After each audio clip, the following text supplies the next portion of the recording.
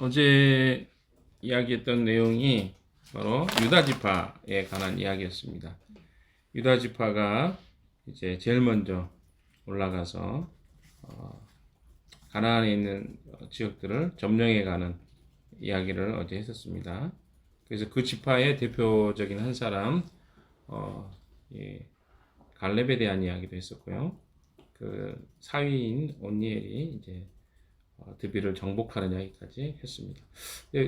어제 이야기했던 것처럼 이 가나안 땅의 정복의 이야기가 다시 반복되고 있는데 이것은 이제 스토리의 전개상 반드시 필요한 부분입니다. 물론 여호수아가 죽었지만 남아있는 사람들이 어떻게 가나안 땅 안에서 그 땅을 점령해 가고 있는지, 어떻게 점령하지 못했는지를 이야기하고 있습니다.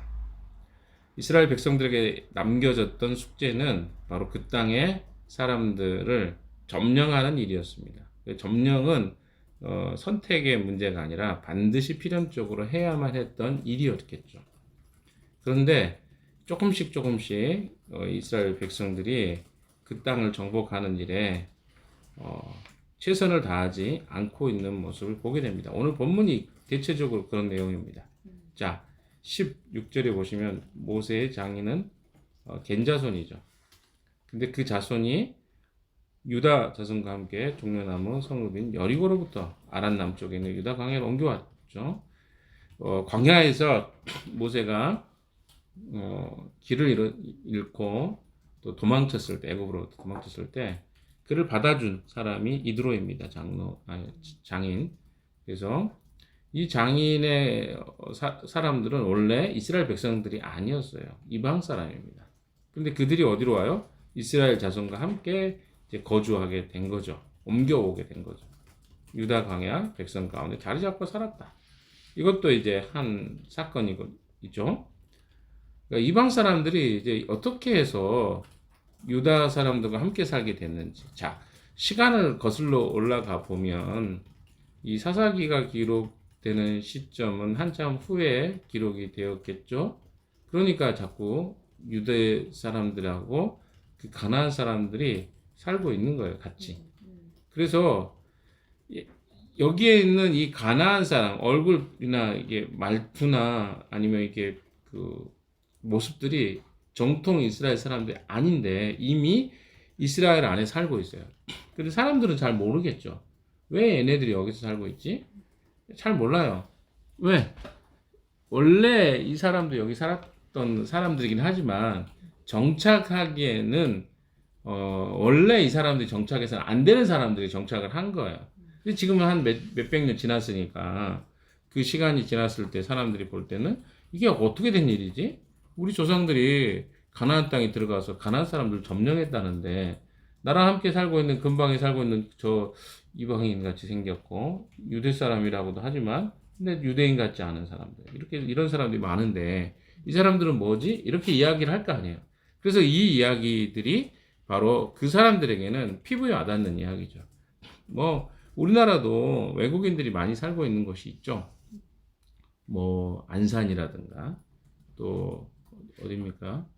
그 이태원 같은 데 말고요. 그 많이 외국인들이 거주하고 있는 지역 있잖아요. 서울 같은 경우도 구로나 그 위쪽에 신림 같은 지역들은 중국 사람들이라든가 외국 사람 굉장히 많습니다. 그래서 뭐 간판이 막 근데 여기가 한국인데 간판이 왜 이래? 이렇게 했을 때 이주사가 있는 거예요. 거기에 왜 중국 사람들이 정착할 수밖에 없었고 외국인들이 왜 그쪽에 많이 사는지 우리는 모르지만 그쪽에 사는 사람 너무 빠삭하게 안다는 거죠. 이런 것처럼 지금 가나안 땅에 있는 사람들이 분명히 성경에는 이 사람들 다 쫓아내라 그랬는데 왜 얘네들이 여기 살고 있지? 뭐 이런 질문이 있을 거 아닙니까? 그 이야기에 대한 답들이 지금 여기 나오고 있는 것이죠. 다르게 이야기해 보면 그 원인 중에 하나가 바로 지금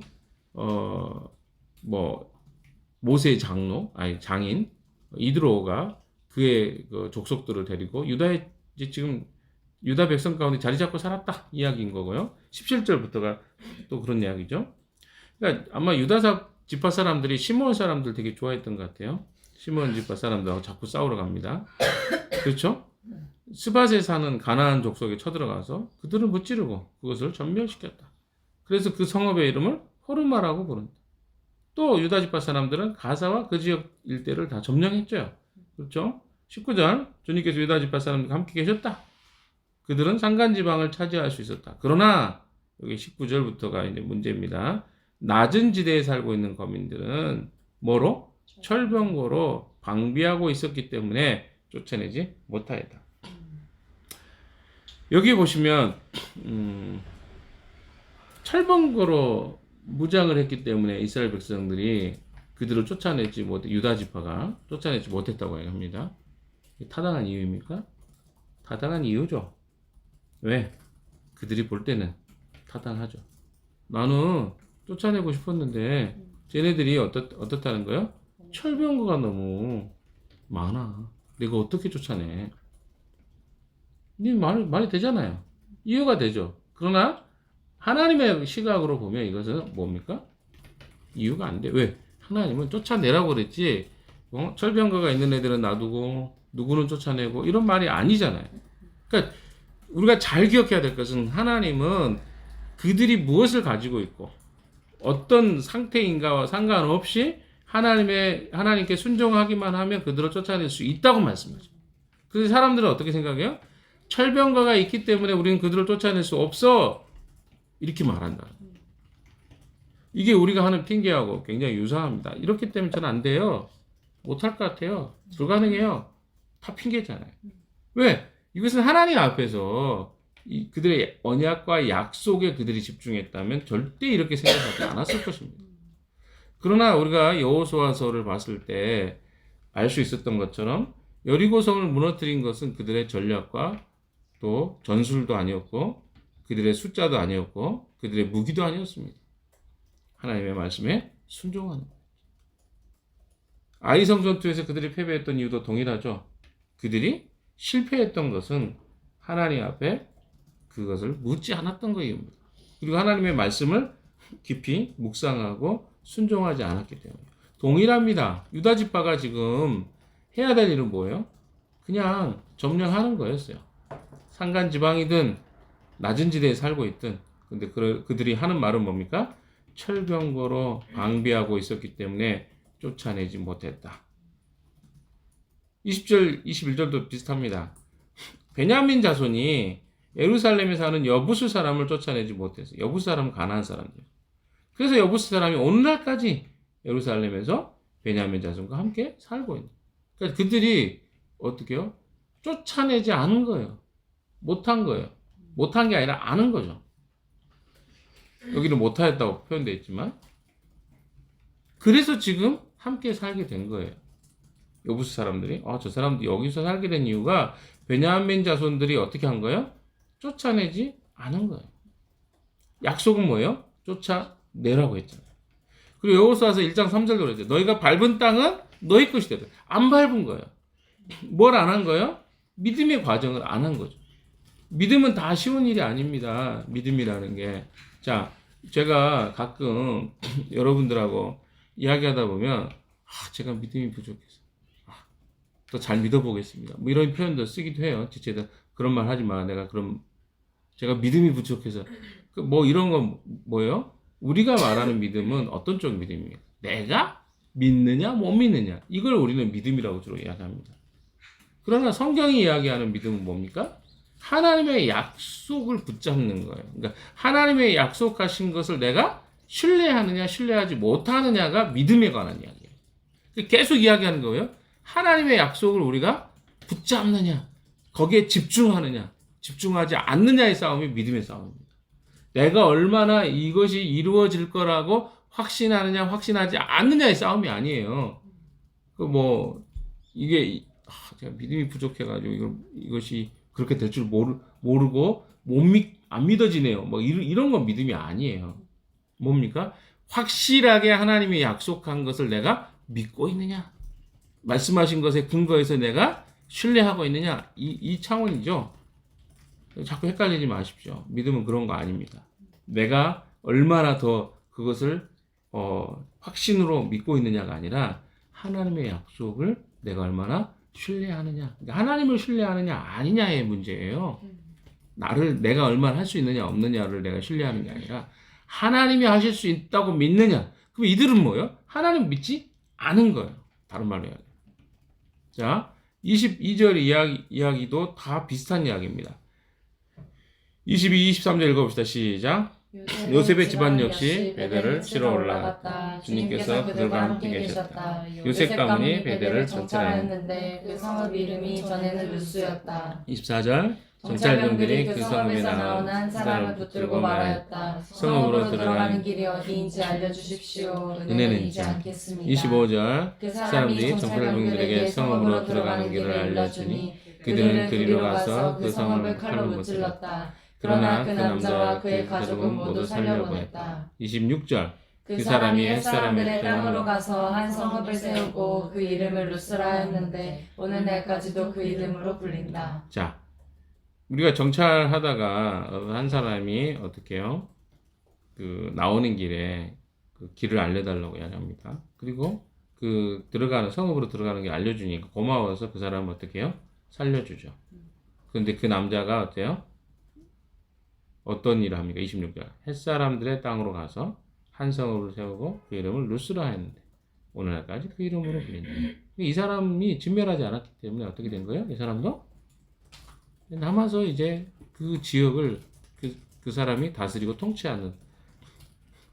그래서 그것이 지금까지 굉장히 긴 시간이 흘렀는데도 여전히 남아있는 모습으로 기록되어 있는 것입니다. 성경에.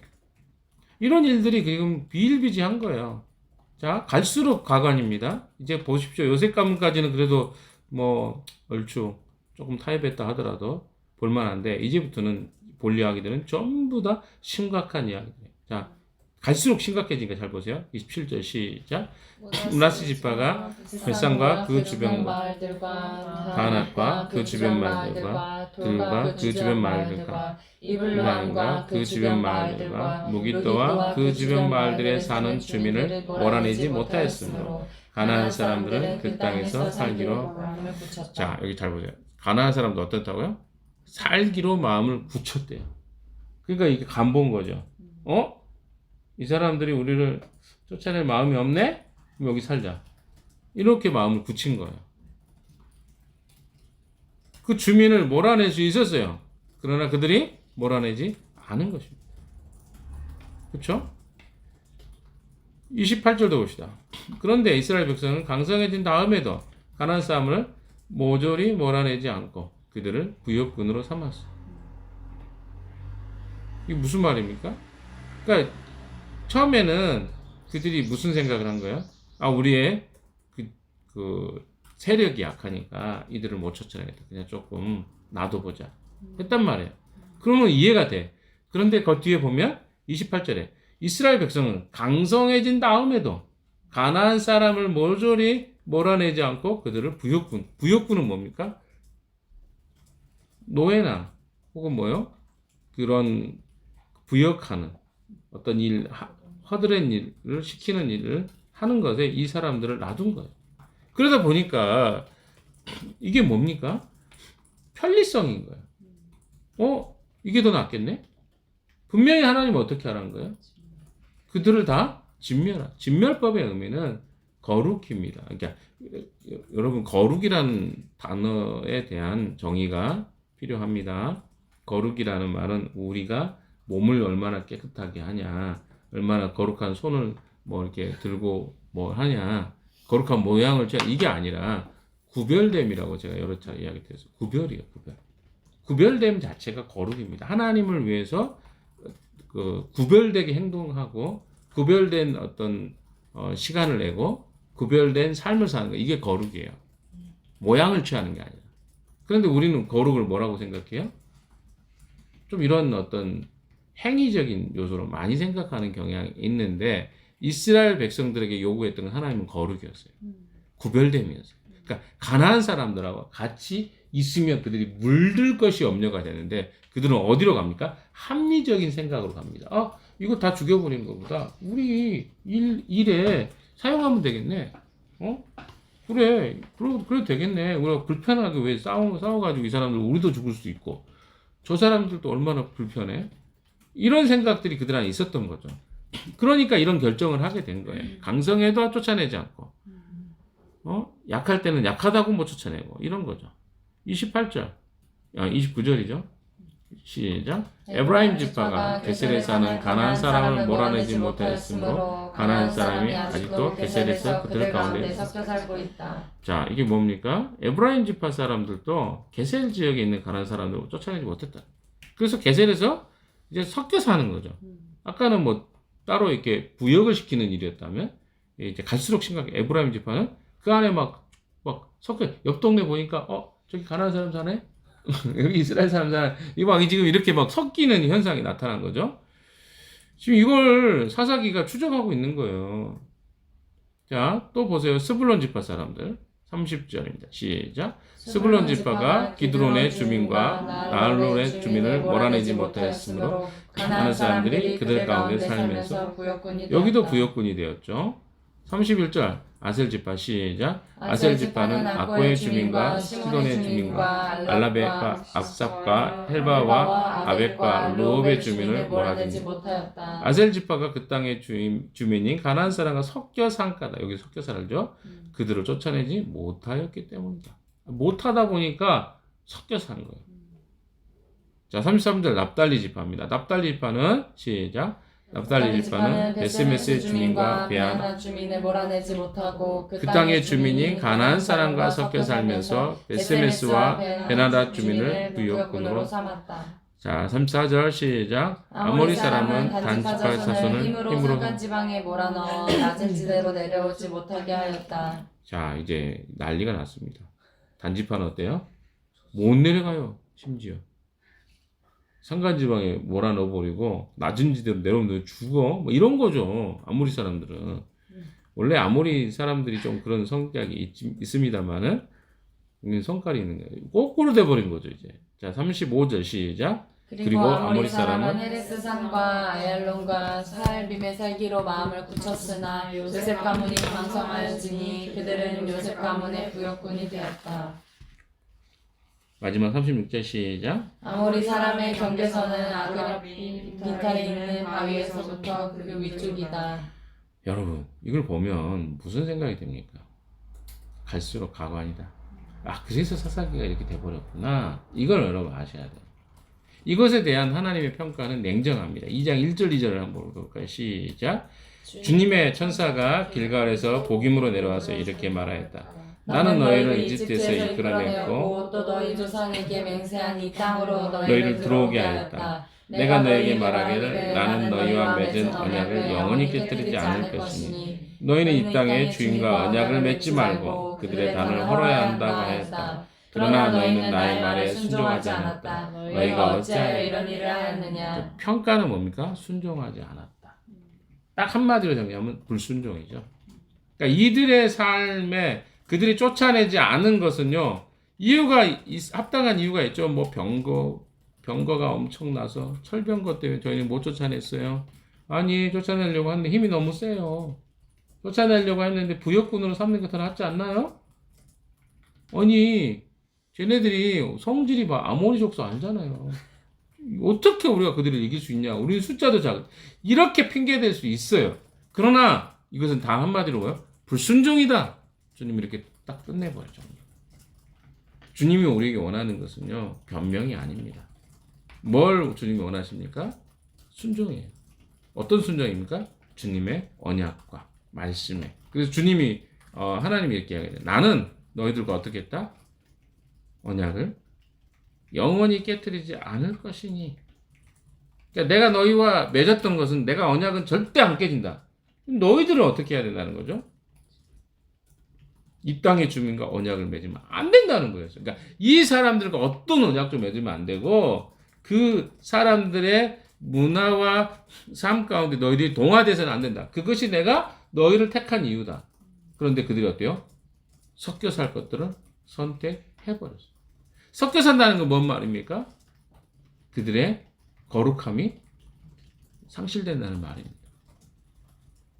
우리 이야기로 와봅시다.